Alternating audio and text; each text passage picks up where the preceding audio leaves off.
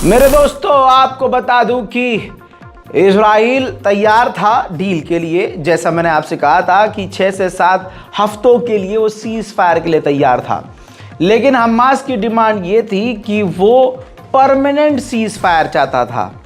अब हमास ने जानकारी नहीं दी है कि उसके पास कितने हॉस्टेज बचे हुए हैं, कौन कौन हॉस्टेज जिंदा हैं, जिसकी वजह से इजराइल ने अपनी डेलीगेशन कैरो यानी इजिप्ट की राजधानी कैरो नहीं भेजी है हमास से बात के लिए, क्योंकि इजराइल का ये कहना है कि जब हमें वो बता ही नहीं रहा है कि कौन कौन से हमारे इजरायली लोग जिंदा हैं तो हम क्यों भेजें। आप समझ रहे हो। दूसरी तरफ हमास का सीधा ये कहना है कि हमें तो परमानेंट सीज फायर चाहिए, हमें दूसरी कोई और बात सुननी नहीं है और दूसरी कोई और बात करना ही नहीं है। 4 महीने, 6 हफ्ते, 2 हफ्ते, 5 हफ्ते, 6 महीने, इन सब की डील नहीं चाहिए। हमें चाहिए परमानेंट सीज फायर यानी जंग बंदी। वही दोस्तों, अगली खबर ये है कि भुखमरी से 15 बच्चों की मौत हो गई है। डिहाइड्रेशन और यानी पानी की कमी और खाने की कमी से अब फिलिस्तीन यानी गाज़ा के लोग मरना शुरू हो चुके हैं। आप समझ रहे हैं इजराइल ने किस तरह से भूख और प्यास को हथियार बना दिया है। उधर आपको बता दूं कि मौत की संख्या बढ़ती जा रही है और बहुत तेज़ी से 30,410 लोगों की गाज़ा में शहादत यानी मौत हो चुकी है और ये आंकड़े लगातार बढ़ते जा रहे हैं। पिछले 24 घंटे में इजराइल ने गज़ा पर बड़ी बमबारी की है। हम यहाँ डील में उलझे हुए हैं, दूसरे लोग दूसरी बातों में उलझे हुए हैं।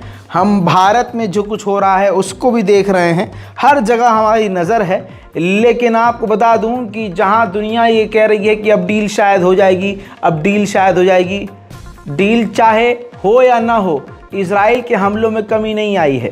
पिछले 24 घंटे में इजराइल ने बड़ी तबाही मचाई है, जिसमें चारों तरफ लाशें ही लाशें नज़र आई हैं।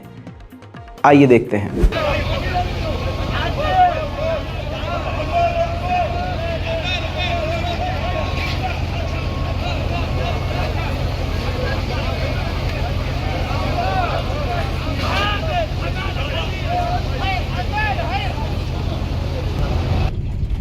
الطفل هذا شهيد ها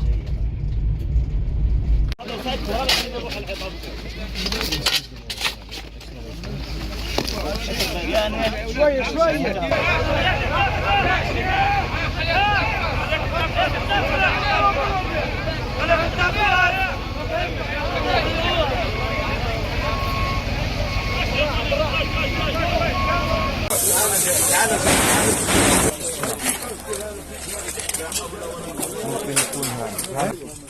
ايوه جلده فوق جلده فوق عندك جلده بالمية اسمه معاه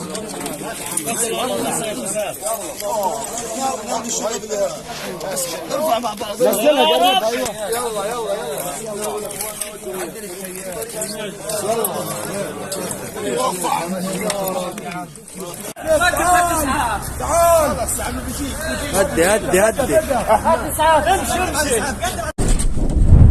हस्बी अल्लाह व निअमल वकील। इसके अलावा इजराइल ने एड ट्रक के ऊपर, जी हाँ, जिस ट्रक से मदद आ रही थी उसी ट्रक पर हमला कर दिया, जिसके साथ साथ उस ट्रक में मौजूद आसपास खड़े टोटल 8 लोगों की मौत हो गई।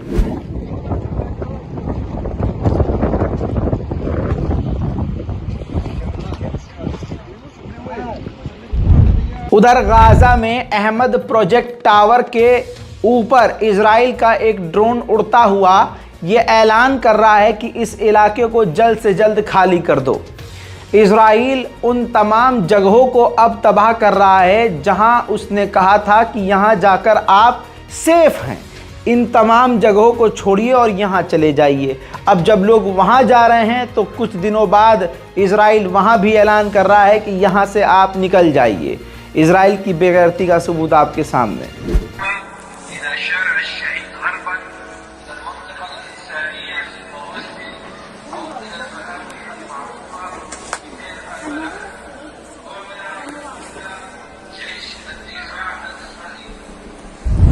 मेरे दोस्तों, इजराइल ने ये अखबार दिखाना चाहता हूं, यह अखबार गज़ा में, पूरे गज़ा में गिराया था, जिसके ऊपर इनाम रखा गया था। यहिया अंसनवार की तस्वीर आप देख सकते हैं, फ्रंट पर छापी थी।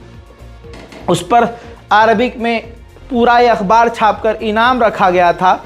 आप लेफ्ट साइड देख सकते हैं, बारकोड दिया गया था। स्कैन करके तमाम जानकारी हमास से जुड़ी देने के लिए डिटेल दी गई थी और उसके बदले में, उसके एवज़ में पैसे देने की बात की गई थी। अब आपको बता दूं कि खबर ये आ रही है कि गाज़ा के कई सारे लोगों ने, भाई भूखमरी है, पेट जब भूखा होता है ना तो दिमाग काम नहीं करता है, तो कई सारे गाज़ा के लोगों ने यहिया अंसनवार और हमास से जुड़े हुए लोगों की जानकारियां इसी अखबार के थ्रू इजराइल को दे दी है। वहीं इजराइल के फिर से 12 से 15 सैनिक पिछले 12-18 घंटों में घायल हुए हैं और एक सैनिक की, यानी एक और सैनिक की, इजरायली सैनिक की गाज़ा में मौत हुई है। वहीं मेरे दोस्तों, लाल सागर में हूथियों का भौकाल जारी है। आइए ये तस्वीर मैं आपको दिखा रहा हूं, ध्यान से देखिए। पानी के अंदर ये जो कुछ नज़र आ रहा है, ये बरतानिया का वही जहाज़ है जिसे हूथीज़ ने हमला करके आधा डुबोया था, बाकी का अल्लाह ने डुबोया, यानी तूफ़ान से डूब गया। अब वो पूरा का पूरा जहाज़ उसी जगह डूबा हुआ है, सबूत भी आपके सामने दे चुका हूँ। वहीं अमेरिका ने पानी और दवा छोड़कर खाने की मदद गाज़ा में फिर से गिराई, जिसकी तस्वीर पहली बार सामने आई।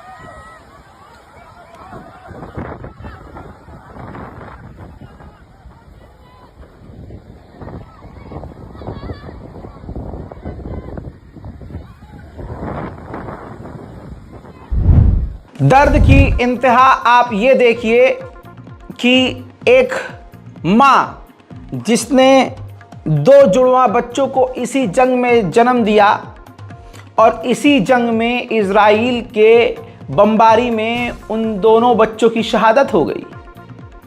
कुछ दिन के लिए वो गोद में आए और उसके बाद वो खाक में चले गए। माँ के दर्द को सिर्फ एक माँ समझ सकती है, लेकिन आपके सीने में इंसानियत है तो इस दर्द को समझ कर देखिए।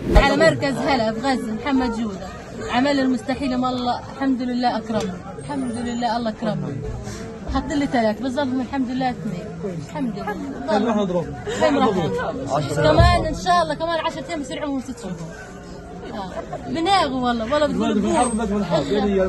ولد توك نص التام، صار معي طالق مبكر من الخوف. كان يقول لي جوزي اعمل حالك من الساعه ما تسمعيش حاجه، بقول له والله ماني قادر يا وسام، خاف علي ويرجف علي رجل. او هو صاوب برضه والله صاوب يا ويلي، شظيه في ايده يا ويلي، في رجله كمان، وفي رجله ولا في صفحته، تعذب حياته. بهمش ويلا عشان خاطر الاولاد. والله اليوم بجيب الاولاد بامبر، في 10 تحت الركاب بنجيب كتع عشان انتم عارفين انتم بدهم. قلت له ما جبت لي تفاحه طعمه، عاد تعصريها يا عم. لا بحتاجها بدبرها، وعينه كانت بتوجع والله ودناها على الدكتور نعيم.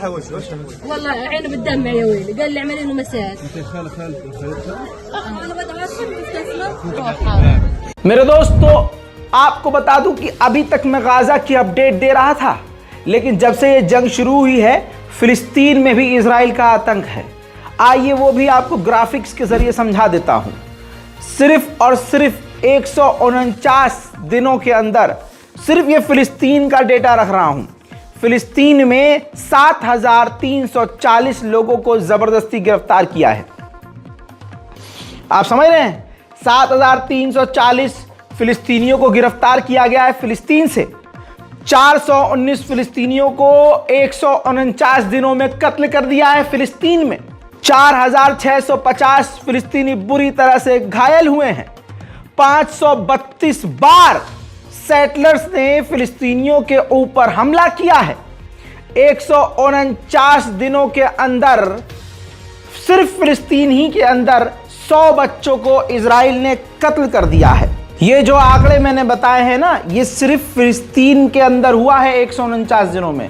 गाजा का तो अलग ही लेवल है, लेकिन हमारी नज़र गाजा पर है, लेकिन फिलिस्तीन के इलाकों में भी नेक्स्ट लेवल का जुल्म और सितम हुआ है। इस पूरी रिपोर्ट को शेयर कीजिए, ज़्यादा से ज़्यादा लोगों तक रिपोर्ट को पहुंचाइए। अब लोगों के लिए आम हो गया है। अब खुद मुसलमानों को देखिए, फिलिस्तीन और इजराइल के लेटेस्ट अपडेट में उनको इंटरेस्ट नहीं है, उनके खाने पीने पे कोई असर नहीं है, उनकी ज़िंदगी पर कोई। लेकिन खुदा की कसम, अपने आप को उस जगह रख के देखिए। कुछ लोग कहते हैं कि रज़ा भाई हम तो थक चुके हैं। मुझे गुस्सा आता है ऐसे लोगों पर। तुम देख देख के थक गए हो, देखना नहीं चाहते। और वो फिलिस्तीन गाज़ा में जो लोग मौजूद हैं, उनके पास कोई ऑप्शन नहीं है। बम गिर रहा है तो गिर रहा है, उनके लोग मर रहे हैं तो मर रहे हैं। हमारे पास ऑप्शन, हम देख ही नहीं रहे, स्किप कर रहे हैं। सवाल किया जाएगा महशर में, याद रखना। जय हिंद।